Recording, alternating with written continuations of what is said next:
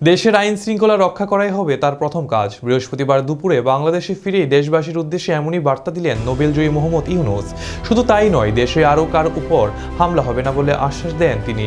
ইউনূসের কথায়, আমার উপর আস্থা রাখুন, দেশের কারোর উপর কোনো হামলা হবে না। প্রথম আলোর প্রতিবেদন অনুযায়ী বৈষম্য বিরোধী ছাত্র আন্দোলনকে ইউনূস দ্বিতীয় স্বাধীনতা হিসেবেও উল্লেখ করেছেন। আর এই স্বাধীনতা রক্ষা করার আহ্বানও জানিয়েছেন তিনি। তার কথায়, এই স্বাধীনতা আমাদের রক্ষা করতে হবে। বৃহস্পতিবার স্থানীয় সময় দুপুর 2:10 প্যারিস থেকে ঢাকায় শাহজালাল আন্তর্জাতিক বিমানবন্দরে নামেন ইউনূস। সেখানে আগে থেকেই হাজির ছিলেন সেনাবাহিনীর প্রধান জেনারেল ওয়াকার উজ্জামান। এছাড়াও অন্য দুই বাহিনীর প্রধান হাজির ছিলেন। বিমানবন্দরে তারা ইউনূসকে স্বাগত জানান। তিন বাহিনীর প্রধান ছাড়াও ইউনূসকে স্বাগত জানাতে হাজির হয়েছিলেন বৈষম্য বিরোধী ছাত্র আন্দোলনের সমন্বয়কেরা। বিমানবন্দরে সাংবাদিকের সঙ্গে কথা বলেন ইউনূস।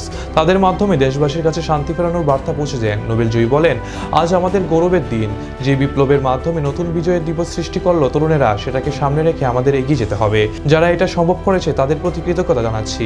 তারা বাংলাদেশে রক্ষা করেছে এবং পুনর্জন্ম দিয়েছে।